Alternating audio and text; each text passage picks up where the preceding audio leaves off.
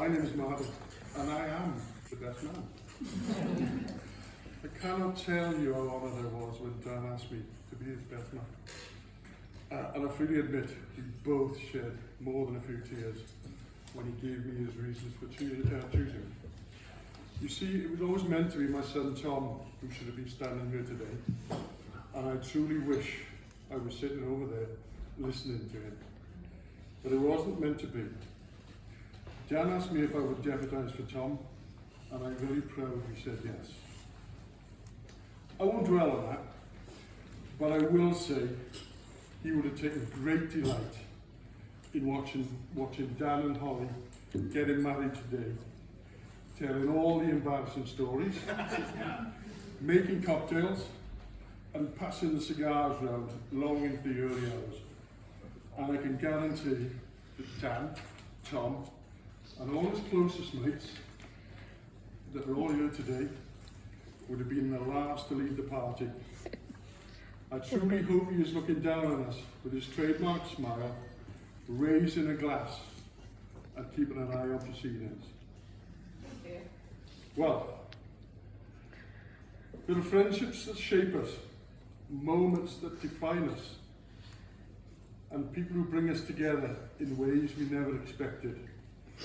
Tom was one of those people. He became a great mate of Dan's when they joined Bader and became 6-year-olds. And through him, I got to know this incredibly kind, caring, popular, and considerate man that we're celebrating today. Tom brought us together, and today I stand here, honoured to call Dan not just a friend, but like a second son to me and Kim. Now, Dan. Hollie. Some people say love is written in the stars, but for you two, it was written in an algorithm. Like all great 21st century romances, this one started with a Tinder swipe and a very generous sister doubling as a chauffeur on your first date. A true testament to sibling support. Who knew that a well-crafted bio and a decent profile picture, was it yours, Dan? Would lead to a lifetime of happiness. But here we are, celebrating the perfect match. The first time I met Hollie, I knew that she was something special. Not because of what she said or what she did, but because she was prepared to take on Dan. You are truly remarkable. Hollie, you look lovely today, and I'm still trying to work out how Dan managed to win you over. Miracles can happen. Now, Danielle, if you think the groom looks dashing today, you should have seen him as a kid. Because back in the day, he was an absolute trendsetter when it came to, let's say, questionable hair choices. From gravity-defying spikes to colours that should have come with a warning label. On every Bader tour, he would have a new hairdo. I remember on one such occasion, probably his first tour if I remember, he got on the bus with a bright green mohawk, causing a few double takes. One of the dads, I believe it was Freddie, said, "Who's that beauty?" To which he responded, "That's my boy." That was the day I first met Wayne. And as everybody knows, everybody remembers the first day they met me. I expect Hollie secretly hopes that dodgy hairdos never make a comeback. Just the beard to work on now, Dan. Now, while the groom has experimented with some bold hairstyles in his time, there's one thing he's never quite mastered, which is growing a beard. Despite his best efforts, nature just hasn't been on his side. But luckily, he doesn't need facial hairs to impress.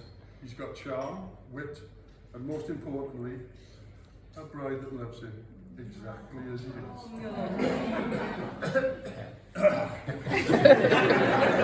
Confidence was never an issue with Dan.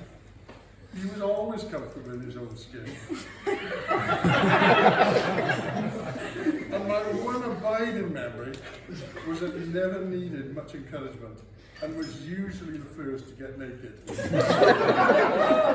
In fact, he is the only player that I came across that couldn't wait to take part in the Bay of the Dash, which meant getting thrown out of the team coach at the spa with only your trainers on and sprinting back the 600 metres to the clubhouse.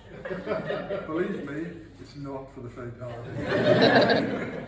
But Dan couldn't wait and loved every second of it, and volunteered several times to do it again for the youth initiation. But that sight wasn't the worst he made us all endure. That was waiting to board the aircraft for his standing. Let's just say Mankini didn't cover much. Not that Dan gave a monkeys. It was a look so daring, so unforgettable, that I'm certain it's burnt into the memories of everyone who witnessed the car there. I still have flashbacks. Thankfully today, he's dressed a little bit more appropriately. And even more thankfully, Hollie still chose to marry. Having spent the last 4 decades in wedded bliss, well, mostly bliss, I feel qualified to share a little marriage advice. The secret isn't grand gestures or fancy dinners, though they don't hurt. It's the small things, the laughter in everyday moments, the patience when things go perfectly, and the ability to say sorry, even when you think you might be right. I remember Kim saying sorry once. It